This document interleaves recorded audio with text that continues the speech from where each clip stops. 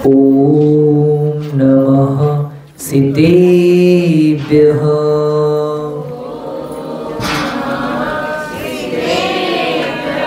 ओम नमः सिद्धेभ्यः।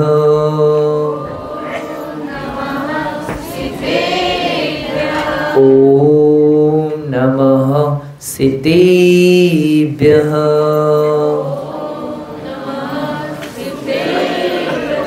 नमः श्रीवर्धमानाय निर्धूतकलिलात्मने सालोकानां त्रिलोकानां यद्विद्यादर्पणायते यद्विद्यादर्पणायते यद्विद्यादर्पणायते। जुगल 24 भगवान की देवादेव मूलनायक 1008 अष्टम तीर्थंकर श्री चंद्रप्रभा भगवान की सिद्धांत शास्त्र की आचार्य भगवान श्री समदभद्र स्वामी की 20वीं सदी की प्रथमाचार्य जगती समाधि सम्राट गुरुनाम गुरु आचार्य शांति सागर जी महाराज की, संत शिरोमणि आचार्य गुरु श्री विद्यासागर जी महाराज की, प्रातस्मन्य शांतमूर्ति वासरत्नाकर आचार्य गुरु श्री सन्मत सागर जी महाराज की, मम दीक्षा गुरु युवा स्मरण कांति रत्न आचार्य गुरु श्री चंद्र सागर जी महाराज की, परम पूज्य आचार्य गुरु श्री समय सागर जी महाराज की, अहिंसामय विश्व धर्म की।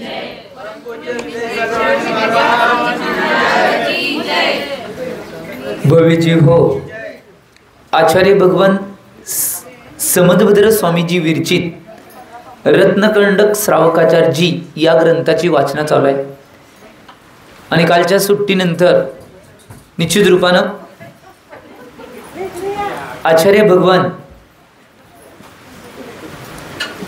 35 नंबरच्या श्लोकच्या माध्यमातून परत आणि सम्यक दर्शनाची महिमा प्रकट करणार आहेत। हे गोष्ट लक्षात घ्या, ही गाथा सांगणे म्हणजे एक वेगळंपण आहे। आम्ही या गोष्टीचं चिंतन आणि मनन करणं आवश्यक आहे।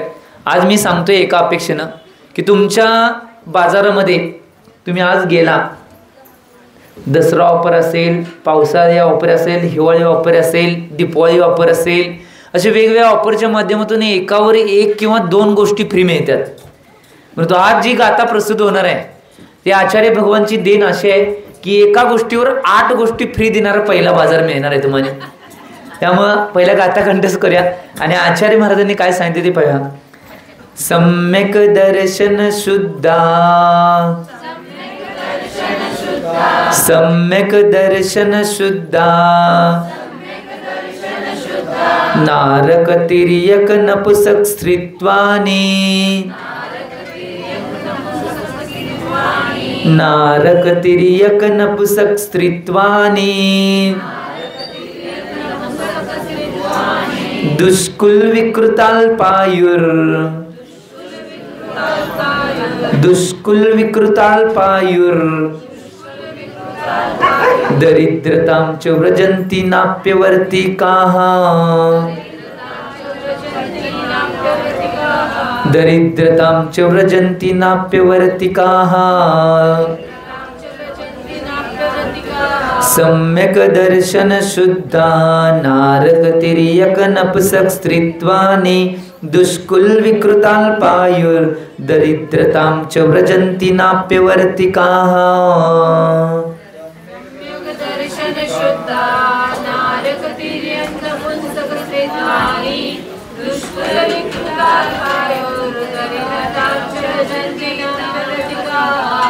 आचार्य भगवान समदभद्र स्वामीजी या 35 नंबरच्या गाथ्यामधून सांगत आहे की एका सम्यक दर्शनाला जर प्राप्त केले तर 8 गोष्टी फ्री मिळतात।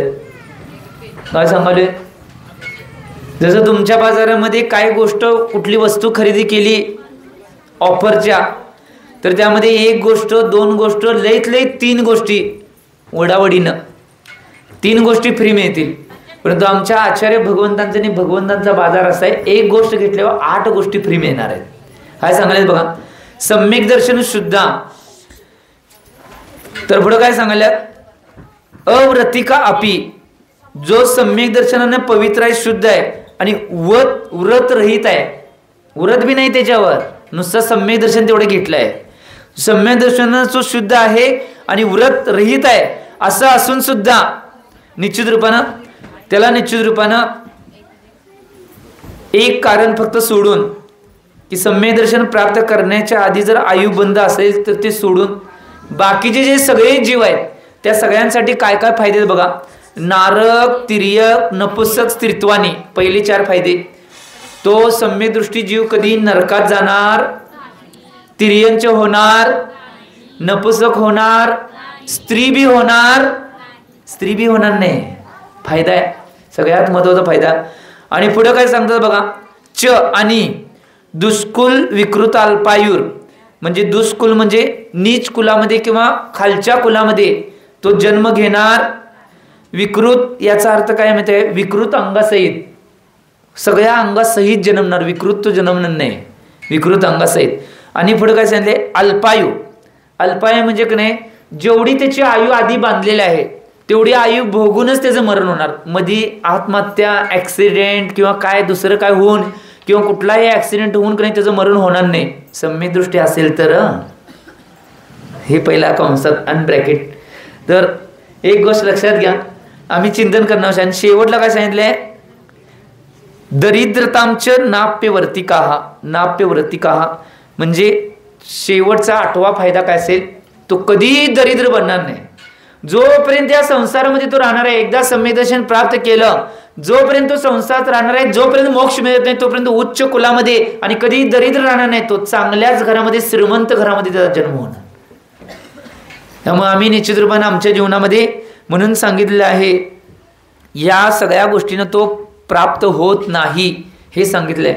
त्यामुळे आम्ही आमच्या जीवनामध्ये काय करायचं आहे, पहिला एक गोष्ट लक्षात घ्या, आजपर्यंत भोगले ते भोगले, राहून दे, कस तर भोगले, आता बी भोगाले, ठीक आहे, आजचा कस तर रडत घडत काढा, परंतु पुढं तर भविष्यामध्ये कधीच असं येऊ नये एवढी भावना घेऊन, एवढं विशुद्ध मन ठेवून शुद्ध सम्यक दर्शन प्राप्त करण्याची निश्चितपणे किमया करा.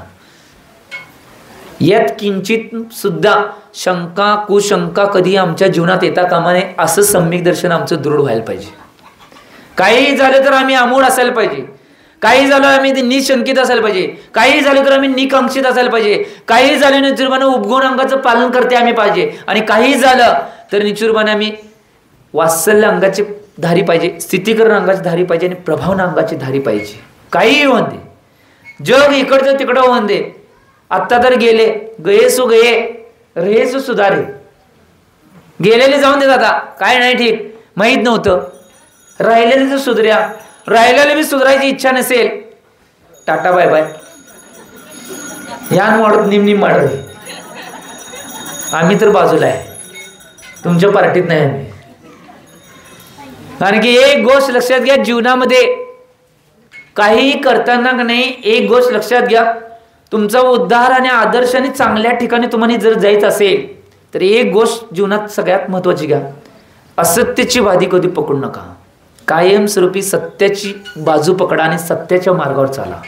कधीही जीवनात कधीही कमी पडत नाही, काय होत नाही, कधीही तुमचा मार्ग खंडित होत नाही आणि कधीही मार्गापासून तुम्ही बाजूला जाऊ शकत नाही, कारण की सत्याचा मार्ग असणं आवश्यक आहे. ही गोष्ट लक्षात घ्या, जीवनामध्ये सगळ्यात महत्वाची बाब आहे.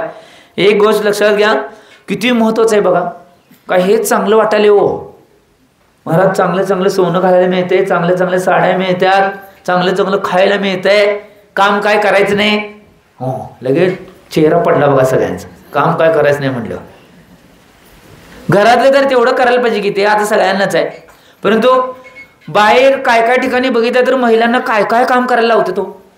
परंतु तुमच्या जैन धर्मामध्ये तुम्ही या गिजवण्यासारख्या गावात आलाय. सन्मत सागर आमचं महाराज म्हणायचे कायम, खायला प्यायला नसावं परंतु गिजवण्याचा नवरा असावा.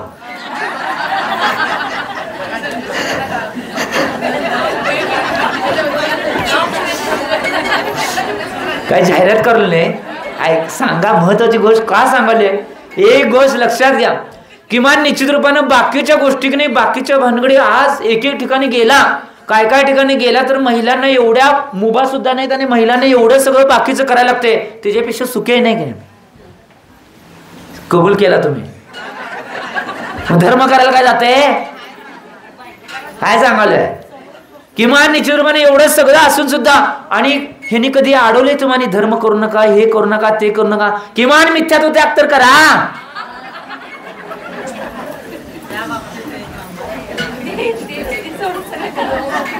हे गोळ उठला बघा. चिंतन करणं आवश्यक आहे. किमान बाकीच्या कुठल्याही गोष्टी होणे हे जर करा ना, आम्ही याचं चिंतन करणं आवश्यक आहे. आज बघा, नाही केला तर मला काही फरक पडणार नाही, इथं असलेल्या माणसांना काही फरक पडणार नाही, तुम्हाला काय फरक, तुम्हाला मात्र फरक पडणार आहे. कारण की तुमचं जीवन वेगळ्या पथावर जाणार आहे. मी सांगितले, हे तिकीट 3 तिकिटापैकी ती एक तिकीट पाहिजेच, नाहीतर श्रीकृष्णाची जन्मभूमी जेल, कर्माच्या जेलमध्ये जायला लागेल. कर्माचं जेल म्हणजे तिर्यंच्या आणि नरक. ही गोष्ट लक्षात घ्या. खरं सांगालोय, आम्ही या गोष्टीत चिंतन करणं आवश्यक आहे. त्यामुळे एक गोष्ट लक्षात घ्या, आमचे आचार्य महाराज कायम म्हणायचे, कारण की स्त्री जन्माचं नाही जीवन आहे ते वेगळं आहे. आचार्य सन्मत सगळं महाराज कायम म्हणायचे, त्रिजन्मा तुझी अजब कहाणी, हृदय अमृत नैनी पाणी. त्रिजन्म एक असा जन्म आहे की निश्चितपणे तिचं हृदयामध्ये अमृत आहे, तरी सुद्धा डोळ्यात सारखं पाणी आहे. कारण की स्त्री जन्म मिळालाय ना. आणि याचं मूळ कारण आम्ही नाही, तुम्हीच आहे. कारण की मागं मायाचरी केलाय म्हणून स्त्री पर्यायामध्ये गेलाय. ही गोष्ट पहिला लक्षात घ्या. आणि मायाचरी करत असलो तर चिंतन करा या गोष्टीच. त्यामुळे निर्विकल्प होऊन सरळ मनानं निश्चितपणे धर्माचे पालन, आणि तिकिटापैकी एक तिकीट काढला तर लय भारी, कन्फर्मच हो, काय टेन्शनच नाही, निवांत झालो. नाही तर तिकीट काढून निवांत झालं म्हणून सगळं आणि उरपाटच करशीला, असं काय नको. निवांत झालं म्हणजे एक गोष्ट घ्या, 3 तिकिटापैकी एक तिकीट काढला तर कन्फर्म आहे हो, माहीत कुठं जाणार आहे माहिती आहे आम्ही. परंतु एक त्या सुद्धा गोष्टीकडे भावना प्रत्येक समयाला आम्ही सांभाळत जाणं आवश्यक आहे. जेवढं काही सांभाळता येईल तेवढं सांभाळत जाणं आवश्यक आहे, हे महत्त्वाचं आहे. त्यामुळे चिंतन करा. आणि एक गोष्ट लक्षात घ्या, नरक, तिर्यंच, नपुसक, परत त्यानंतर काय स्त्री, हे सगळे दुष्कुल, विकृत अंग, अल्प आयु आणि त्याच्या पुढे जाऊन दरिद्रता, या कुठल्याही गोष्टीला निश्चितपणे 3 काळात तुम्ही कधी प्राप्त करणार नाही. त्यामुळे सगळ्यात मोठं तिकीट आहे हो. या तिकिटाला काढण्याचा प्रयत्न आणि पुरुषाच्या जीवनामध्ये करा, नाहीतर काही मिळणार नाही. हे म्हणाले येते बघा, नाही सुरात म्हणतात आणि चिंतन करा. एक गोष्ट लक्षात घ्या, जेवढ्या प्रमाणात करता येईल तेवढं करण्याचा प्रयत्न करा. आता पुढच्या गाथेमध्ये परत आणि आचार्य भगवान तेच आणि सम्यक दर्शनाचं महत्त्व, की सम्यक दृष्टी जीव आहे तो श्रेष्ठ मनुष्यातल्या पर्यायानं प्राप्त होतो हे सांगायला. मनुष्यातल्या श्रेष्ठ पर्यायानं प्राप्त करायचं असेल तर सम्यक दर्शन असायलाच लागतंय. असंच मिळत नाही.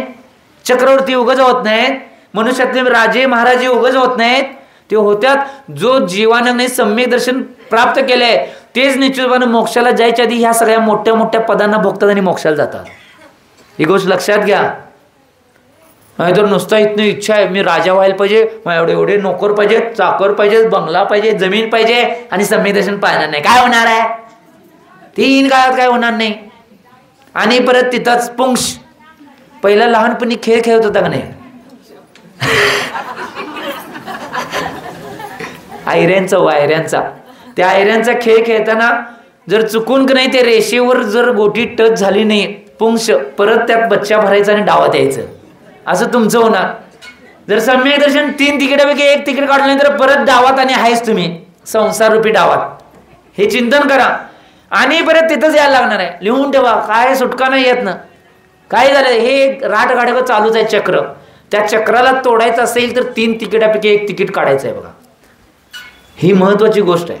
त्यामुळे चिंतन करा. आता पुढच्या गाथेमध्ये सम्यक दृष्टी जीव श्रेष्ठ मनुष्य होतो हे सांगणार आहेत. पहिल्या गाथा कंठस्थ करूया आणि आचार्य महाराजांनी काय सांगितले ते बघूया. ओजस तेजो विद्या, ओजस तेजो विद्या, वीर्य यशो वृद्धि विजय विभव सनाथा,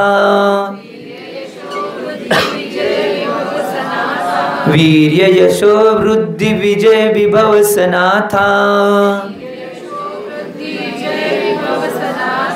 महाकुला महार्ता, महाकुला महार्ता,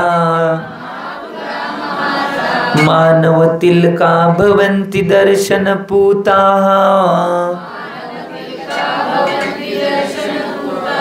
मानवतील का भवन्ति दर्शनपूताः ओजस तेजो विद्या वीर्य यशो वृद्धि विजय विभव सनाथा महाकुला महार्ता मानवतील का भवन्ति दर्शनपूताः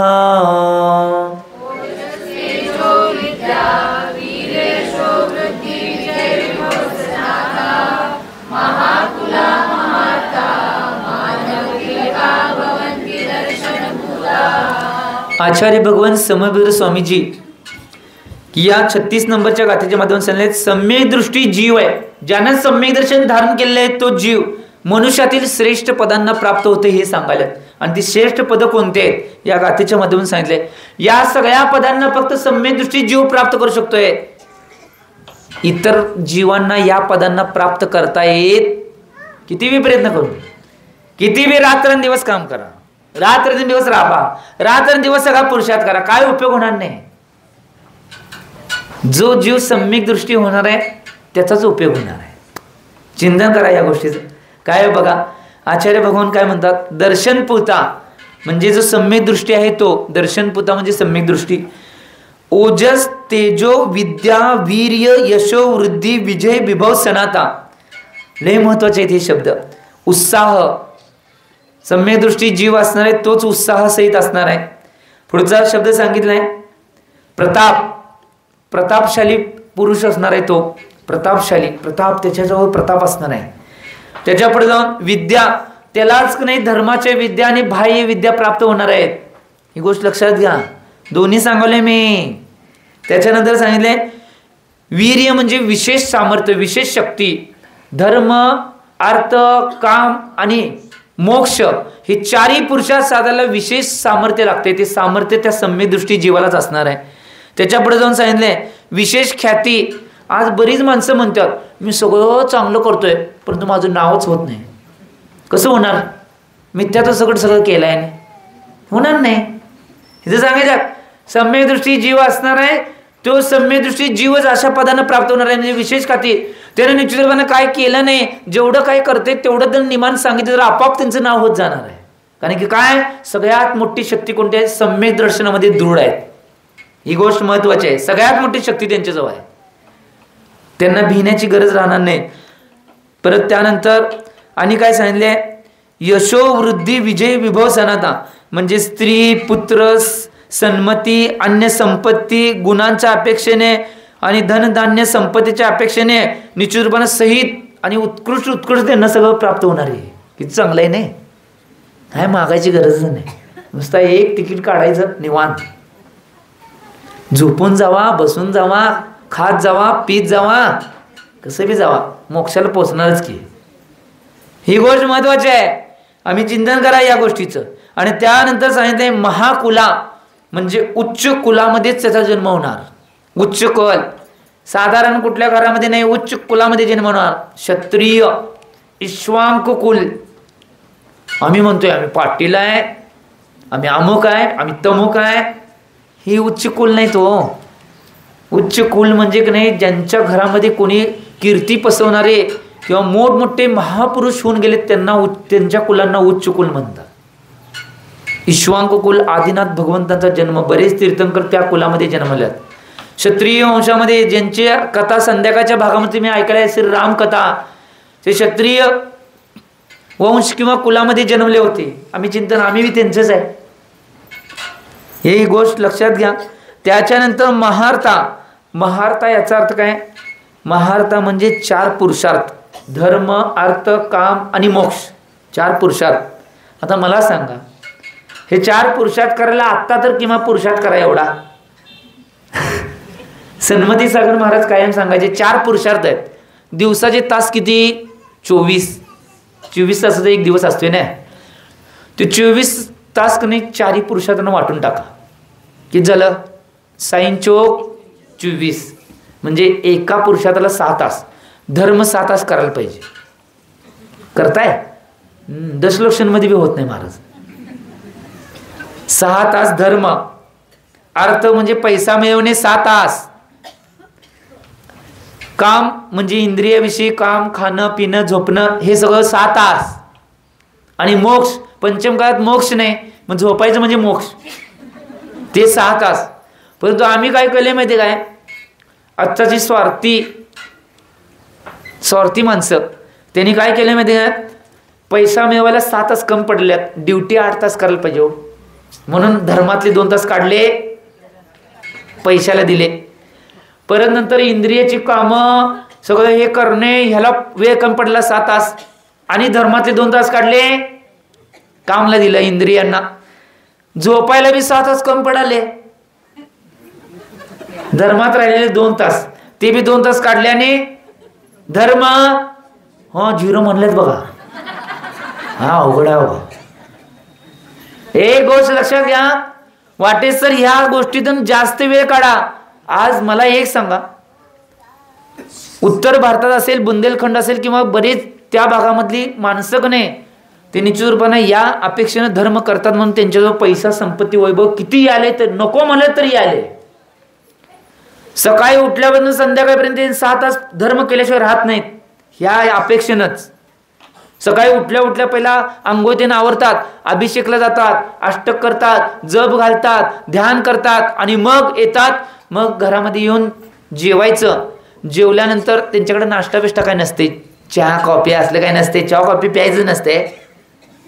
ज्यांनी बुद्धी भ्रष्ट करून घ्यायची त्यांनी प्या, ज्यांना बुद्धी चांगली ठेवायची त्यांनी प्यायचं, कारण की त्यामध्ये निकोटीन आहे. ही गोष्ट लक्षात घ्या. ते निकोटीन आहे निश्चितपणे कॅन्सरला बी कारणभूत आहे. चिंतन करा या गोष्टीचं. आज बरेच जण हे पितात नाही, हे सगळं सोडायला पाहिजे. भारताचा चहा नव्हे, ते लॉर्ड मेकलने आणलेलं भूत आहे. भारतातली लोक बुद्धू व्हावेत म्हणून आणलेलं चहा कॉफी अजून बी प्यायलं. स्वतंत्र म्हणून 100 वर्षाच्या पुढे गेलं तरी बी फुर करतात. काय सांगायचं आता आहे ना. सवय लावून गेल्या करून तो आम्हाला ज्यावेळी कळलं त्यावेळी सवय सोडायला पाहिजे ना. सवय लावून गेल्यात काय बी सवय लावतील, सवय पाळत बसणार काय आम्ही. त्यामुळे चिंतन करा. सवय लावल्या तरी लवकर, वाईट सवय ती पहिला सोडायला पाहिजे बघा, या मताचा आम्ही आहे. चिंतन करा. कारण की एक गोष्ट लक्षात घ्या, आज त्यावेळी सगळ्या गोष्टी त्यांना देशामध्ये फिरताना त्या लॉर्ड मेकलला जाणवल्या. त्याच्या विरुद्ध काम त्यांनी केलं म्हणून भारतावर 150 वर्ष सत्ता इंग्रजांनी केली. त्या लॉर्ड मेकलच्या त्या अभ्यासामुळे आणि लॉर्ड मेकलने जे सल्ले दिले ते सल्ले सगळे अंमलात आणले म्हणून, आणि आम्ही त्या गोष्टीला फसत गेलो. अजून मी फसत चाललोय. आम्ही स्वतंत्र झालोय तरी त्यांच्याच मार्गावर आहे. बदलायचं म्हटलं तर बदलू शकतोय. या सगळ्या गोष्टी बदलता येतात, परंतु आम्ही तेच करत बसलो. भारतामध्ये कधीही चहा कॉफी नव्हती. भारताचा हा ओरिजिनल काढा आहे. पहिला भारतामध्ये गुळाचा काढा पिण्याची नाही पद्धत होती. त्यामुळे त्यांच्या बुद्धी, त्यांचं शरीर स्वास्थ्य सगळं चांगलं राहायचं. त्यांची हाडं मजबूत असायची. दुसऱ्या मजल्यावर माणूस जरी पडला तर हाड मोडत नव्हतं. आज नुसतं भरशीवर पाय घसरला की फ्रॅक्चर, खवा साखर.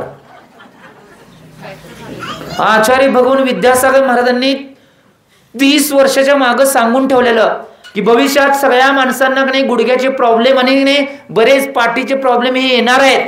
याचं मूळ कारण 3 व्हाईट पॉइझन, मीठ, मैदा आणि साखर. आचार्य भगवंतांनी 35 वर्षाच्या मागे सांगितलं. ऐकलं नाही. आज प्रत्येक जण खुर्चीच मागते. चेअरमन लोक लय झालेत, चेअरवर बसते ते चेअरमन. याचं मूळ कारण काय आहे? याचं मूळ कारण आचार्य भगवंतांनी 35 वर्षाच्या मागे सांगून ठेवलं होतं. त्यांचा 55 वर्षाचा या क्षेत्रातला काळ झाला. त्या 55 वर्षाच्या काळाच्या 35 वर्षाच्या मागे त्यांनी सांगून ठेवलं भविष्यात ह्या सगळ्या गोष्टी होणार आहेत, आणि ते सगळं घडाले. आम्ही बघितलंच नाही या गोष्टीचं. आणि ते 3 नाही व्हाईट पॉइझन आहेत. डॉक्टरला सुद्धा विचारा, जे निश्चितपणे हाडं डिसॉल्व्ह करण्याचं काम हे साखर करणार आहे, तरी सुद्धा आम्ही चाटून खातोय. काय याचं चिंतन करणं आवश्यक आहे. भारताचा ओरिजिनल काय असेल तर गुळ. आणि आता स्टँडर्ड लिटी म्हणून का नाही पैसे जास्त करून 50 रुपयाचा गुळाचा चहा आता आणि आमच्याकडेच वळायला वे. त्याला जावाय तिकडं काय होते बघ्या. आता कळायला लागल्यावर त्याचे दुष्परिणाम कळायला जरा सरकाल्यात. जरा कशाला एकदम सरका की डायरेक्ट पाळ टाकायचं. त्यामुळे हे एक गोष्ट लक्षात घ्या, या गोष्टी करणं आवश्यक आहे. मी सांगत होतो धर्म विषय चालू आहे, तिखंड विषय आलता इकडं, की ती लोक की नाही सकाळी उठली की नाही सकाळी 3 तास आणि संध्याकाळी 3 तास धर्म केल्याशिवाय राहत नाहीत, म्हणून त्यांच्याकडे पैसा एवढा यायलाय, सुख शांती समाधान त्यांना आहे. आम्ही किती मागवले तरी पैसा येईना, दे दे दे दे भगवंतांना म्हणते तरी मिळाना, आणि त्यांनी नको म्हणाले तरी पाठीमध्ये त्यांच्या पैसा यायलाय. याचं मूळ कारण काय असेल, हे जे 4 पुरुषार्थ आहेत ते की नाही पुरुषार्थ जसे करायचे तसे ते करतात. म्हणून किती बी गिरायक असून दे दुकानात, संध्याकाळचे 5 वाजले दुकान बंद, वासा पाहिजे की. आमच्यात जरा जास्त गिरायक 4-5 गिरायक जास्त असले, आज वासा राहून दे, संध्याकाळी चंद्रा वासा करूया, चालू गिरायक द्यायला. चिंतन करा, हे एकाच गोष्टीत बोलायला असं नाही, सगळ्या गोष्टीत लागू होते. या सगळ्या गोष्टीचं चिंतन करणं आवश्यक आहे. आम्ही ते न बघता आमच्या चारित्र्याला आणि आमच्या धर्माला महत्त्व देणं आवश्यक आहे. पैसा संपत्ती वैभव आपाप मिळेल हो, किती बी काय बी काही केलं तर निश्चितपणे आमची नीती म्हणता आमचं चारित्र्य आणि आमचा धर्म कधी सोडायचं नाही. जीवनात कधीच काय कम पडणार नाही, ही गोष्ट लक्षात घ्या. आज आम्ही काय करलोय, आम्ही का मागं पडलोय, का निश्चितपणे आमच्याकडे सगळ्या गोष्टी येणार, याचं मूळ कारण आमचं चारित्र्य आणि आमचा धर्म आम्ही सोडत चाललोय. म्हणून या गोष्टीचं चिंतन करा, या सगळ्या गोष्टीचं चिंतन करणं आवश्यक आहे. म्हणून धर्म अर्थ काम मोक्ष 4ही पुरुषार्थ करायला पाहिजेत, परंतु त्यांना योग्य वेळ देऊनच करायला पाहिजे. जेवढं देत आहे तेवढं देण्याचा प्रयत्न करा. धर्म सकाळी तुमच्या सगळ्या मुलांना मुलींना अभिषेकला पाठवा, मुलींना अष्टक करून द्यात. आम्ही नुसतं 8 वर्षात झाली की नुसतं ते काय कुठली लोपी देतात की आत्मकुंकुम म्हण, ते वेगळंच करतोय आम्ही. आत्म्याचे गुणांना प्राप्त करायसाठी दिले जाते आणि आम्ही आज वेगळंच काय काय काय काय करतात कोणाष्ट बाबा, त्याचं काय वेगळंच रूप केले. शास्त्रातनं काय आहे माहिती काय, ते आत्मकुंकुम लोकी ओरिजिनल काय आहे शास्त्रोक्त पद्धतीनं 8 वर्ष अंतर्मुहूर्त त्या मुलीची पूर्ण झाल्यानंतर तिला अष्टक करायला शिकवणे, दर्शन करायला शिकवणे, हे म्हणजे आत्मकुंकुम लोपे आहेत. आत्माच्या सगळ्या 8 प्रकारच्या ज्योती आहेत, आत्मज्योती, धर्मज्योती, परत लग्न झाल्यानंतर लग्नाच्या पुत्रज्योती, सगळ्या ज्योती आहेत. ते संसारामध्ये जे ज्या काही कारण सगळे असतात त्या सगळ्या कारणांना तिला सक्षम बनवणे, याला आत्मकुंकुम लोपी म्हणतात. त्याचं वेगळंच रूप आम्ही आणले, याचं चिंतन करणं आवश्यक आहे. ह्याला धर्माचे संस्कार नाही, तेवढंच 8 दिवस करायचं, त्या चातुर्मासात तेवढं केलं, परत आयुष्यभर मंदिरचं तोंड नाही, काय ढवण नाहीत आणि कोण नाही, अष्टक तर कुठलं लांबच, काय उपयोग नाही याचं. हे चिंतन करा. आम्ही जर या गोष्टी केल्या त्या दिवसापासून पूजनचे नाही आणि दर्शनचे त्यांना नाही निश्चितपणे व्रत द्या, आणि कायमस्वरूपी ती मुलगी निश्चितपणे त्या गोष्टी करायला पाहिजे. धर्माचं आचरण धर्माचं चारित्र्य करायला पाहिजे, त्याला लोपी म्हणतात. याचं चिंतन करा.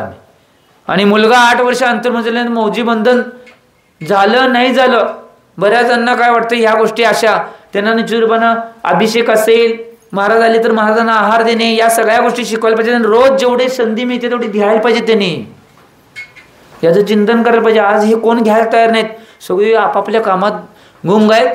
फक्त काय सगळीजण आपल्या मुलींच्या फक्त शिक्षणाकडे लक्ष द्यायला, धर्माचे संस्कार नाहीत, धर्माचं चारित्र्य नाही, बाकीच्या गोष्टी गोठल्या नाहीत, देत नाहीत. आणि ज्यावेळी मग सगळ्यांचा पाय घसरतोय त्यावेळी मग महाराज आठवत, महाराज आमचा मुलगा बिघडलाय, आमची मुलगी बिघडली, जरा सांगा समजून. एवढ्या वर्ष तुम्ही काय केला?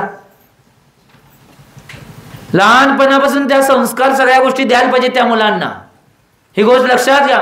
पहिलाची माणसं नाही, एक गोष्ट लक्षात घ्या, एक माणसं अशी होऊन गेल्यात. आमच्या आचार्य महाराज एक उदाहरण सांगायचे.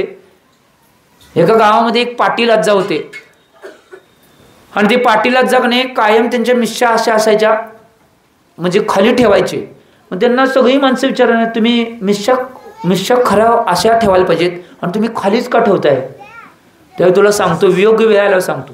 आणि त्यांचं वय 90 झालं, 90. त्यावेळी एक दिवस काय केलं माहिती काय, एक दिवस फेटा नेसले, लग्नातला जुना कोट घातले, धोतर बितर नेसून सगळं झगामगा तर सगळं केले, आणि मिश्या वर करून आले की माणसांच्या सगळी माणसं विचारले, आज्जा आजपर्यंत मिश्या वर केलं नाही ना, आज वर केलं मिश्या. आज्जा काय म्हटले माहिती आहे, सांगू काय, आज मिश्या वर करण्याचं मूळ कारण काय असेल, तर आज मला कळलं की माझ्या घरातल्या सगळ्या लोकांचं चारित्र्य बरोबर आहे, म्हणून मी विश्वावर केलोय आणि मी मराठीपणा माझं जीवन आता धन्य झालंय, माझ्या घरातल्या सगळ्यांचं चारित्र्य चांगलं आहे. आज हुडकायला लागते. चिंतन करा या गोष्टीचं. हे उदाहरण उगाच सांगितलं नाही. एवढी जुनी लोक का नाही एवढा निचूरपणा आपल्या घराकडे लक्ष देत होते. जुनी माणसं एवढं घराकडे लक्ष देत होते, घरावर एवढी निचूरपणा त्यांची पेट असायची. ते निचूरपणा आम्ही सुद्धा या गोष्टी चिंतन करणं आवश्यक आहे. आज जर आम्हाला परत संस्कृती, संस्कार आणि निचूरपणा सगळ्या गोष्टींना उजागर करायचं असेल आणि धर्माला भविष्यामध्ये तसंच फळ न्यायचं असेल तर या गोष्टीचं 100% काटेकोरपणे पालन करणं आवश्यक आहे. ही गोष्ट लक्षात घ्या. आता पुढच्या गाथेमध्ये आचार्य भगवान, कारण की एक गोष्ट लक्षात घ्या, चारित्र्य लय महत्वाचं आहे हो, अतिशय महत्वाचं आहे. चारित्र्य का महत्वाचं आहे आता मध्येच आठवलं म्हणून सांगतो. अतिशय महत्वाचं आहे. चारित्र्याला आचार्य भगवंतांनी ग्रंथामध्ये काचेच्या भांड्याची उपाधी दिल्या. एकदा तडा गेला की गेला. अतिशय महत्वाचं आहे. आमचे आचार्य महाराज एक उदाहरण सांगायचे कायम. अकबर बादशाहचं उदाहरण सांगायचे कायम आचार्य सन्मत सागर महाराज. चारित्र्य किती महत्वाचं आहे. एक गोष्ट लक्षात घ्या. आचार्य महाराज उदाहरण सांगायचे. अकबर बादशाह एक दिवस काय करत होते माहिती काय, एवढी छोटीशी बाटली त्यांच्या हातात होती. ती काय होतं माहिती का, अत्तर होतं. जगातलं सगळ्यात सुगंधित, जगातलं सगळ्यात महाग आणि सगळ्यात दुर्मिळ अत्तर त्या अकबर बादशाहजवळ होतं. आणि ते काय करत होते, एक दिवस ते कापसातनं घेऊन नाही आपल्या ड्रेसवर लावत होते. आणि काय झालं माहिती आहे, त्यातला एक थेंब घेताना खाली पडला. आता अकबर बादशाह विचार करतोय, जगातलं सगळ्यात दुर्मिळ, सगळ्यात महाग आणि सगळ्यात सुगंधित हे अत्तर आहे, असं वाया जाईल. इकडे तिकडे बघतोय, कोण बघायला काय, हळूच ते खालचं घेतोय, लावायला जातोय, तो परत बिरबल बघतोय. झालं. आता माहिती बिरबल बघितल्यावर काय होणार आहे तुम्हाला माहिती आहे. आता आणि बादशाहने मी बघितलं, ती बिरबलानं बघितलंय.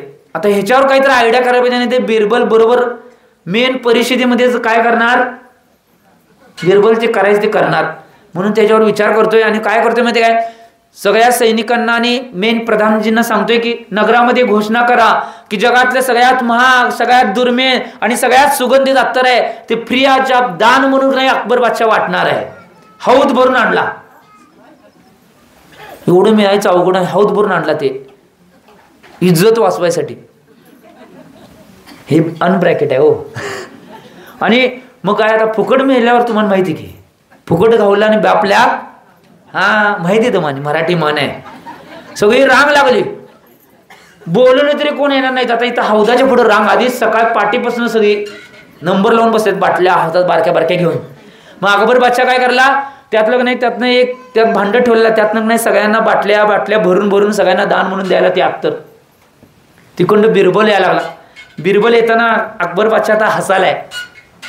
यावेळी बिरबलला मी कसं हरवलं असं मनात म्हणून वाटायलाय. आणि बिरबल जवळ येऊन तिथं उभारला. बिरबल काय बोलला नाही, नुसता जवळ येऊन उभारला. त्यावेळी बिरबलला अकबर बादशाह म्हणतोय, जगातलं सर्वात महाग, सर्वात सुगंधित आणि सर्वात दुर्मिळ असं अत्तर मी सगळ्यांना दान म्हणून वाटवलंय. त्यावेळी बिरबल म्हणतोय की बादशाह बून से गई तो हौद से नहीं आती. की बादशाह बून से गई तो हौद से नहीं आती. चारित्र्य एवढं जरी निघून गेलं तर परत एवढं किती करला तर निचूरपण ते परत देऊ शकत नाही. दुसरं उदाहरण कोण असेल, श्रेणिक राजा. दिगंबर मुनींच्या गळ्यामध्ये मेलेला साप घातलेला, ते जे बंद होतं नरकायचा बंद झाला. तो श्रेणिक राजा प्रथम महावीरांचा आहारदाता बनला, प्रथम श्रोता बनला, तरी सुद्धा निश्चित रूपानं तो कलंक तो पुसून काढू शकला नाही. चिंतन करणं आवश्यक आहे मी या गोष्टीचं. चारित्र्य एवढं जरी निघून गेलं तर त्यामुळे जीवनामध्ये काय नाही सांभाळलं तर चालतंय. चारित्र्य कधी जाता कामा नाही, ही गोष्ट सांभाळा. झालं बास, लय झालं, लय मिळवलं आम्ही. चिंतन करा या गोष्टीचं.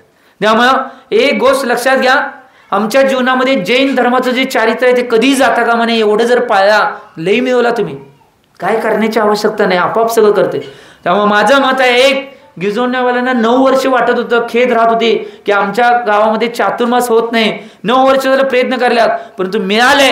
जेवढं संधी घेतील, जेवढ्या तुमच्या मुलांना, मुलींना, महिलांना, पुरुषांना, जेवढ्यांना जेवढे संस्कार धर्माचे देते ते एकदा मिळाले तर निश्चितपणे पुढे इथनं पुढं हा चातुर्मास झाला 90 वर्ष ते संस्कार राहायला पाहिजेत. अशी निश्चितपणे संस्कारची पिढी बनवून घ्या. हे महत्वाचं आहे. आमच्यात झालं नाही, मिळालं नाही, जीवन संधी घेऊन 100% तर बदलून टाका आम्ही. हे तर करा. ही गोष्ट महत्वाची आहे. आम्ही आमच्या जीवनामध्ये जीवनाच्या वाटेवर चालत असताना कोणत्या गोष्टी काय होतील, कधी होतील, काय सांगता येत नाही. आणि कुणाचं आयुष्य किती कोण सांगू शकत नाही. हो, आज मी स्वतः माझं सांगू शकत नाही की आता मी घेतलेला श्वास परत येणार आहे का आणि बाहेर थांबणार आहे. कुणाचंच सांगू शकत नाही. इथं कोण आहे, कुणाचंच सांगू शकत नाही. कोण कधी जाईल, कोण कधी राहील, कुणाचं काय होईल काय सांगता येत नाही. संत कबीरदास जसं म्हणतात तसं, श्वास श्वास में जिन भजो, वृथा श्वास ना खोए, क्या कहे इस श्वास का आना जाना ना होए. प्रत्येक श्वासामध्ये जिन निरंतर भगवंतांची अर्चना करणं आवश्यक आहे, नामस्मरण करणं आवश्यक. एक सुद्धा श्वास वाया घालवता कामा नये धर्माशिवाय. काय माहित आत गेलेला श्वास आतच राहील, काय माहित बाहेर आलेला श्वास बाहेरच राहील. कधी आमचा प्राण निघून जाणार आहे. बरीच जण म्हणतात कल्याण अजून पुढे करतो की महाराज, अजून लई वर्ष आहेत. कुणाचं किती वर्ष आहेत कुणाचं बाबा मला माहित नाही, माझं वर्ष किती आहे आणि कल्याण करतो म्हणून लई म्हणतात. अजून वय लई आहे महाराज, कुणाचं काय सांगता येत नाही. आयु किती असेल हे कोण सांगत असतं तर लई झालं असतं. त्यामुळं जेवढ्या लवकर आम्ही आत्ता विचार करतोय, आता शास्त्रांचा ग्रंथांचा अभ्यास केल्यानंतर वाटतोय की 21 वर्ष का धर्मात, 21 वर्षाच्या आधी का पडलो नाही, 8 वर्ष अंतर्मूर्त झाल्यावर का धर्मात पडलो नाही आणि महाराज का झालो नाही असं वाटतंय. आज बाल ब्रह्मचारी असून एवढ्या कमी वयात पडून सुद्धा आता शास्त्र वाचताना बऱ्याच वेळा असे कंपन हाताची निर्माण होतात की मोठमोठे ग्रंथ वाचत असताना कंपन निर्माण होतात की ह्याच्या आधी आणि का धर्मात पडलो नाही ही भावना होती. ही गोष्ट महत्वाची आहे, त्याचं चिंतन करा सगळ्या गोष्टीचं. त्यामुळं एक गोष्ट लक्षात घ्या. आणि त्याच्या पुढे जाऊन सांगितलंय मानव तिलका. मानव तिलका म्हणजे मनुष्यामध्ये प्रधान. मनुष्यामध्ये प्रधान कोण असेल तर एक गोष्ट लक्षात घ्या, मनुष्यामध्ये प्रधान चक्रवर्ती असतोय. भवंती म्हणजे होतात. एवढ्या सगळ्या महान महान मनुष्यातल्या पदांना तो प्राप्त करतोय.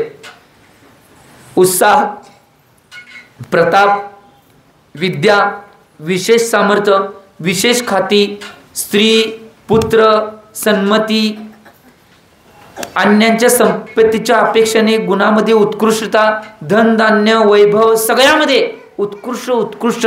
त्याच्या पुढे जाऊन उच्च कुल, त्याच्या पुढे जाऊन धर्म, अर्थ, काम, मोक्ष याच्यामध्ये कायम तल्लीन असणारे आणि त्याला साधणारे, पुरुषार्थ करणारे. आणि शेवटला सांगितले मनुष्यामध्ये सगळ्यात प्रधान मनुष्य तो बनतोय जो जीव सम्यक दृष्टी असेल तोच. ही गोष्ट लक्षात घ्या. आम्ही याचं चिंतन करणं आवश्यक आहे.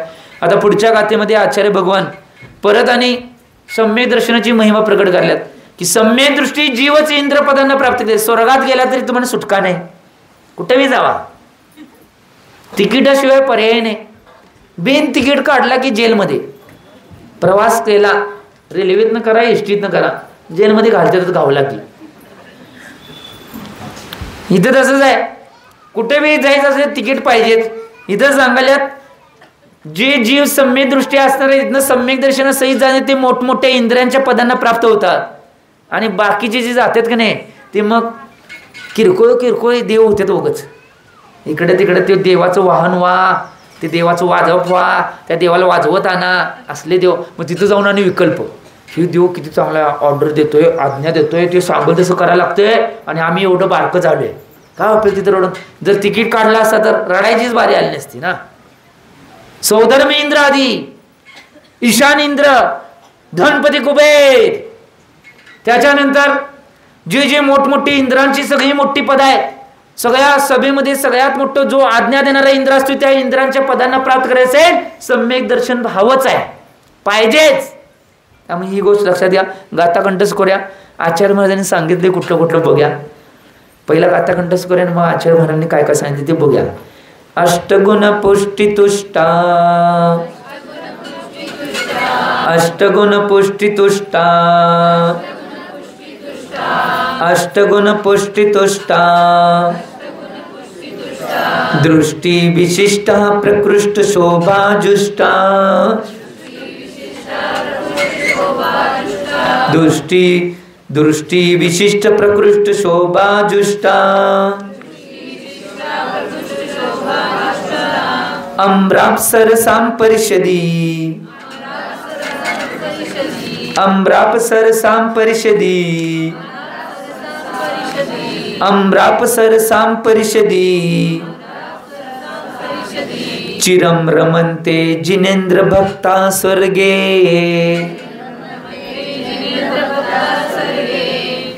चिरं रमन्ते जिनेन्द्र भक्ता स्वर्गे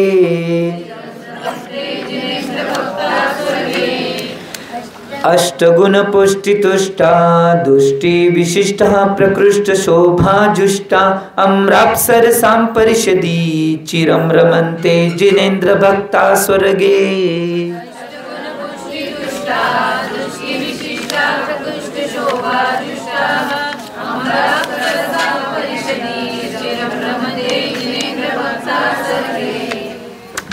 आचार्य भगवान इथं सांगत आहेत, महत्वाची सूचना सांगायल्यात. एक गोष्ट लक्षात घ्या, आम्ही या जीवनामध्ये या सगळ्या गोष्टीचं चिंतन मनन करणं आवश्यक आहे. की आचार्य भगवान सांगायल्यात की जो सम्यक दृष्टी जीव असणार आहे तो इंद्र स्वर्गामध्ये गेल्यावर मोठमोठ्या इंद्र पदांना प्राप्त होणार आहे म्हणून सांगायल्यात. काय सांगतात बघा, अष्टगुण पुष्टितुष्टा दृष्टी विशिष्ट प्रकृष्ट शोभाजुष्ट अम्राप सरसां परिषदी चिरम रमन्ते जिनेन्द्र भक्ता स्वर्गे. ते सुंदर सांगितले बघा. दृष्टी विशिष्ट म्हणजे सम्यक दृष्टी जीव पहिलाच सांगितलंय. पहिलाच सम्यक दृष्टी जीव स्वर्गामध्ये जिनेन्द्र भगवंतांचा भक्त होऊन. कारण की बघा एक गोष्ट लक्षात घ्या, स्वर्गात कोण बी जन्म घेऊन दे काय सांगले बघा, स्वर्गात कोण बी जन्म घेऊन दे, पहिला तिथं जन्म घेतल्या काय काम असते माहिती काय, कोण बी जन्म घेऊन दे, पहिला तिथं जे देव असतात नाही ते देवांचं काय काम आहे माहिती काय, भगवंतांचा अभिषेक करणे आणि जे देवी असते त्यांचं भगवंतांचं पूजन करणे. जे सम्यक्त्व सहित असणार आहेत ते भगवंतांना जिनेंद्र भगवान किंवा देवादे देव मानून त्यांची नाही अभिषेक आणि पूजन करणार आहेत. आणि जे मिथ्या दृष्टी असणार आहेत ते निश्चितपणे तिथं त्या भगवंतांना कुलदैवत मानून करणार आहेत. परंतु दोघांना करायला लागणारच आहे. अभिषेक अष्टक करावंच, पर्याय सम्यक दृष्टी असला की लय भारी असते. त्यामुळे चिंतन करा. इथे सांगितले जिनेंद्र भगवंतांचं भक्त होऊन अष्टगुण पुष्टिदुष्टा म्हणजे यामध्ये सांगितले 8 प्रकारच्या जगणे वृद्धी प्राप्त होतात. त्या वृद्धी त्यांना असतात. अनिमा, महिमा, लगिमा, गरिमा, ईशित्व, वशित्व, प्राप्ती. ह्या 8 प्रकारच्या वृद्धी आहेत त्या देवांना प्राप्त असतात. काय, अनिमा, महिमा, लगिमा, प्राप्ती, प्राकाम्य, ईशित्व, वशित्व आणि कामरूपित्व म्हणजे प्राकाम्य. ह्या ज्या 8 वृद्धी आहेत त्या वृद्धासहित निश्चित रूपानं प्रकृष्ट शोभाजुष्टा आणि काय अन्य देवांच्या अपेक्षेनं अधिक शोभायमान देव म्हणून जन्मते तो कोण, सम्यदृष्टी जीव. ही गोष्ट लक्षात घ्या, ते सोडायच नाही. या ब्रॅकेट सम्यक दृष्टी जीवच या निश्चित रूपानं सगळ्या वृद्धींना प्राप्त होऊन आणि त्याच्याबरोबर काय निश्चित रूपानं सगळ्या देवांच्या अपेक्षेनं अधिक शोभायमान होऊन तिथं जन्म घेतोय. अम्राप सरसाम आणि देवांची जी परिषद असते की नाही त्यांची परिषद सभा भरते की सभा परिषद, त्या देवदेवींच्या सभेमध्ये चिरम म्हणजे की नाही बऱ्याच काळापर्यंत रमनते म्हणजे क्रीडा करतात. आणि त्यांनाच बघा की जे सम्यदृष्टी जीव असेल भगवंतांचं पंचकल्याण साजरं करायचं, नंदीश्वरमध्ये जाऊन पूजा करायची, भगवंतांचा कुठं अभिषेक असेल ते करायचं, बाकीच्यांना मिळणार नाही. जे सम्यक दृष्टी असणार आहे त्यांनाच मिळणार आहे. फायदा लिहे. चिंतन करा, विचार करा. यान माडोत सम्यक तो माडोत काय करायचं नाही. आपण यान माडोत म्हणायचं नाही. यान माडोत म्हणला की सम्यक तो माडोत. दुसरं काय करायचं नाही. हे केल्याशिवाय सुटका पर्याय तुम्हीच म्हणला. हुशार. त्यामुळे चिंतन करा. त्यामुळे बघा एक गोष्ट लक्षात घ्या, ह्या 8 प्रकारच्या महिमा किती त्यांना काय काय मिळत असते बघा. ह्या ज्या 8 प्रकारच्या वृद्धी आहेत त्या वृद्धीमध्ये काय काय मिळते. अनिमा नावाची वृद्धी आहे पहिली, की ते निश्चितपणा त्या वृद्धीमध्ये काय शक्ती असते माहिती काय, एवढं ते शरीर लहान करू शकतात की ते वारे एवढं नाही, अणु एवढं सुद्धा शरीर त्यांचं लहान होऊ शकते. त्याला म्हणतात अनिमा वृद्धी. महिमा वृद्धी म्हणजे आता कळलं असेल, एवढं मोठं करतात सुमेरू पर्वत एवढं सुद्धा मोठं तुम्ही शरीर करू शकता. एवढं मोठं शरीर करण्याची शक्ती त्यांच्याजवळ असते. त्याच्यानंतर लघिमा. लघिमा म्हणजे सगळ्यात हलकं, कापसासारखं हलकं सुद्धा शरीर बनवायची शक्ती त्यांच्यात. असं हवेत सोडलं तर असं हवेत नाही उडत उडत ते शरीर यायला पाहिजे, एवढी ती वृद्धी असते. त्या वृद्धीच्या माध्यमात होते. आणि गरिमा म्हणजे की नाही वज्राप्रमाणे कठीण सुद्धा शरीराला बनवू शकतात. त्याच्यानंतर आहे ईशत्व. ईशत्व म्हणजे की नाही पूर्ण पृथ्वीवर प्रभुत्व गाजवण्याची शक्ती असते, त्याला ईशत्व म्हणतात. एवढी शक्ती असते पूर्ण पृथ्वीवर सगळं आपली निश्चितपणे प्रभुत्व गाजवू शकतात. वशित्व याचा अर्थ काय माहिती काय, वशित्व म्हणजे की नाही कुणालाही एक नाही वश करू शकतात. बरेच जण म्हणतात की भूत लागलं, भूत लागत नाही. ही जी वृद्धी आहे की नाही वशित्व, ती भूत कधी लागत नाही. भूत प्रेत हे आहे, भूत पिशाच राक्षस व्यंतर आदी आहेत, पण ते लागत नाहीत. लागणे म्हणजे शरीरात प्रवेश करणे, तुमच्या शरीराला निश्चितपणे ते स्पर्श करत नाहीत. भूत लागणे ही पद्धत काय आहे माहिती काय, शास्त्रात काय सांगितले माहिती काय, ते निश्चित रूपानं आता कुणा संघ सगळ्यांना ती काय निश्चित रूपाने ह्या गोष्टी करत नाहीत. ते काय होते माहिती काय, ज्यांच्या संघ मागच्या जन्मातलं वैर आहे, समजा ती की नाही व्यंतर देव कुठे चालले असले विमानातून आणि खाली की नाही मी उभा आहे समजा, आणि माझं त्याच्या बघ मागच्या जन्मातलं वैर आहे, त्यांचं विमान थांबते. मग विमान थांबल्यावर त्यांनी नाही हे लावतात अवधी ज्ञान, देवा नाही ना ते लावतात. का थांबले विमान, तर खाली जो जीव आहे त्यानं मागच्या जन्मात तुला त्रास दिलता, तू तुझा दुश्मन आहे, हे त्या वृद्धीत अवधी ज्ञानामध्ये दिसल्यानंतर तिथनं मग खाली येतात आणि मग तुम्हाला नाचवायला चालूच की. त्याला तुम्ही म्हणताय भूत लागलं, ते भूत लागत नाही हो, त्यांनी रामच असतात. तुमच्या फक्त शरीराला वश करतात आणि वश करून ते शरीर नाही ते सांगल तसं तुमचं शरीर कार्य करते. ते शरीरात प्रवेश कधी करत नाही, ही विधी आहे. तुम्ही काय काय लेख आहे म्हणते काढायचं, झाडू मारा, अमुक मारा, थेमुक मारा, काय त्या अंगात प्रवेश करत नाही. मग तुमचा आत्मा कुठे जाणार. ते पिक्चर मध्ये दाखवले तसं डायलॉग मारत बसताय तुम्ही. मंत्र म्हणला की माझा आत्मा तुझ्यात, तुझा आत्मा तसलं काय होत नाही. हे उगाच नुसतं बोलण्याच्या गोष्टी आहेत. ते निश्चित रूपानं व्यंतर भूत पिशाच राक्षस ही तुमच्याकडे शरीरामध्ये प्रवेश करत नाहीत, तुमच्या शरीराला वश करतात. या वृद्धीच्या माध्यमातून हे वशित्व आलं म्हणून सांगले. हे वश करतात आणि त्या वशानुसार ते निश्चित रूपानं खेळ करत असते. त्याच्यानंतर आहे प्राप्ती. प्राप्ती म्हणजे निश्चित रूपानं भूमीच्या एका टोकावर सुद्धा राहून सुद्धा निश्चित रूपानं सूर्य चंद्र यांना स्पर्श करण्याची सुद्धा शक्ती, म्हणजे हात इथनं सूर्य चंद्राला स्पर्श करू शकते. किती चांगलं नाही, लय भारी. कारण की इथनं मी काय स्पर्श करणार नाही सूर्यचंद्राला, मला जर मिळालं तर मी काय करणार माहिती काय, हात लांबडे करणार, तिथले जे भगवंत असतील त्यांना दर्शन करणार. किती चांगलं भाव होतील बघा. इथनं नुसतं हातात काय तर बारकी प्लेट घेऊन गेले तिथं पूजन करायचं. तुम्हाला जर प्राप्त झालं तर किती चांगलं नाही, पूजन त्या भगवंतांचं, अकृत्रिम चैतन्यांचं पूजन, अकृत्रिम चैतन्यांचा अभिषेक, सगळ्या गोष्टी होऊ शकतात. हे तिथं जाऊन करतात. थोडा हे काही किरकोळ नसतात. देव सगळं जाऊन अतिशय भावपूर्वक, एवढ्या भावनेपूर्वक भगवंतांचं पूजन अभिषेक सगळं करत असतात. जर एवढे भाव मारतात त्यांच्यात असतात, त्यांना बघितलं तर ओळखत बी नाही. आज एका ठिकाणी निश्चित रूपानं बऱ्याच वेळा नाही याचे प्रसंग जाणवल्या की भूत पिशाच व्यंतर आहे. ते डिग्रस नावाचं गाव आहे. डिग्रज नव्ह, डिग्रस म्हणलं. डिग्रज हे सांगली जवळ आहे. डिग्रस नावाचं गाव यवतमाळ जिल्ह्यात आहे. यवतमाळ जिल्ह्यामध्ये डिग्रस नावाचं गाव आहे. आज सुद्धा निश्चित रूपाने तिथं नाही अतिशय भगवंतांचा की वरच्या 3ऱ्या मजल्यावर जी नाही मूर्ती आहेत नाही, आज सुद्धा व्यंतर भूत पिशाच येऊन त्यांचा अभिषेक करतात. आज सुद्धा, आता सुद्धा बऱ्याच वेळा ती फोटोमध्ये सुद्धा ती आकृती नुसतं एवढी फोटोमध्ये उठते. बऱ्याच वेळा फोटो मारलेले आहेत.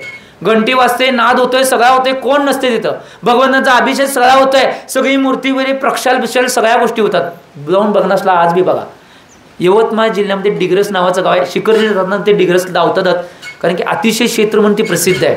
याच्यासाठी तो अतिशय आहे. आज सुद्धा भूत पिशाच व्यंतर येऊन तिथं नाही भगवंतांचा अभिषेक त्यांना करतात. जे अष्टानिक पर्व असतील, वेगळे पर्व असतील किंवा सकाळची वेळ असेल त्यावेळी येऊन कडे निश्चितपणे तो अभिषेक होऊन जातोय. आज दिग्रसमध्ये तिथल्या 2-3 माताजी आचार्य भगवान विद्यासागर महाराजांच्या संघामध्ये दीक्षित आहेत. सुंदर गाव आहे. तिथंच एक मंदिरच्या समोर कोपऱ्यात एक आड आहे, इकडं भोजनशाला आहे, इकडं राहण्याची अतिथींची राहण्याची व्यवस्था केली आहे. सुंदर मंदिर आहे. भगवंतांची मूर्ती सुद्धा सुंदर आहे. मी तिथे 2 दिवस राहून आलोय. शिखरजीला जाताना मी एकटा होतो त्यावेळी मधनं जंगलात गेलो, त्यावेळी तिकडे गेलो त्यामुळं बघून आलोय. आणि आज सुद्धा दाखवले जाते. आम्ही त्या भगवंतांचा अभिषेक मी मुलांना सांगून त्या भगवंतांचं तिथलं गंध घेऊन सुद्धा आम्ही आलोय. आणि की अतिशय कार्य आहेत. किती भावना त्यावेळी उत्तर. मला तर वाटत होतं की नाही आम्ही म्हणाले आणि इथं आली तर सकाळी काय येतात म्हणलं. त्यामुळं ही गोष्ट लक्षात घ्या. आज सुद्धा होते. मी का सांगावले त्यांना या सगळ्या प्रकारच्या वृद्धी प्राप्त होतात त्यामुळं. आणि शेवटचं आहे ते प्राकाम्य. प्राकाम्य म्हणजे पाण्यामध्ये नाही सुद्धा जमिनीवर चालल्यासारखं चालण्याची किंवा पृथ्वीवर सुद्धा नाही पाण्यात पोहल्यासारखं ही वृद्धी त्यांना प्राप्त असते. कशी सिस्टीम बघा की पृथ्वीवर पोवायचं आणि पाण्यामध्ये चालायचं, ही वृद्धी त्या देवांना प्राप्त असते. एवढ्या सगळ्या निश्चित रूपानं या सगळ्या गोष्टीनं या वृद्धीने ते प्राप्त देव असतात. आणि हे कुणाला प्राप्त होत असेल तर हे प्राप्त होते फक्त जे सम्यक दर्शनासहित आहेत त्यांनाच. बाकीच्यांना होणार, मागितला तरी मिळणार. हुशार चिंतन करणं आवश्यक आहे. त्यामुळे या गोष्टीचे चिंतन करा. आणि एक गोष्ट लक्षात घ्या, म्हणून जेवढं जैनत्वाचं पालन करता येईल, जेवढं आचरणाचं चारित्र्याचं पालन करता येईल तर करा. कारण की एक गोष्ट लक्षात घ्या, आम्ही जेवढं काटेकोरपणे आणि आमच्या जैन धर्माचं पालन जेवढ्या मनपूर्वक आणि भावपूर्वक जेवढं करेल तेवढा फायदा आमचा आहे आणि तेवढा आम्ही पुढे जाणार आहे. एक व्यक्तिमत्व असे होते की ते देशामध्ये सुखदास नावाच्या नावाने संत म्हणून प्रसिद्ध झाले. परंतु त्यांची एक कथा सांगतो मी, दृष्टांत आज आले म्हणून. चारित्र्यामध्ये किती दृढ असायला पाहिजे किंवा आमच्या धर्माच्या पालनामध्ये आम्ही किती दृढ असायला पाहिजे. काय तर चूक झाली तर निश्चित रूपानं कसं त्या मार्गावर आम्हाला आणायला पाहिजे हे उदाहरण उत्कृष्ट सांगतोय. सुखदास जे होते की नाही ते अतिशय धार्मिक आणि धर्माचे चिंतन करणारे व्यक्तिमत्व होते. परंतु एक दिवस काय झालं, ते आपल्या चर्येमध्ये चारित्र्यामध्ये लीन असायचे. आणि एक दिवस काहीतरी कामानिमित्त त्यांना बाजारात जायला लागलं. आणि बाजारात जाताना एक रस्त्याच्या ह्या कड्याने ते जात होते बाजारात. आणि रस्त्याच्या त्या कड्याने एक एवढी सुंदर मुलगी की तिचं रूप स्वर्गातल्या देवींसारखं होतं, अशी सुंदर मुलगी. आणि ज्यावेळी सुखदास जात होते त्यावेळी सुखदास जाताना चुकून त्यांची मान वर आली आणि त्या मुलगीकडे लक्ष गेल्यानंतर त्यांच्या मनामध्ये भावना बिघडल्या सगळ्या भावनांना आपल्या आवरले.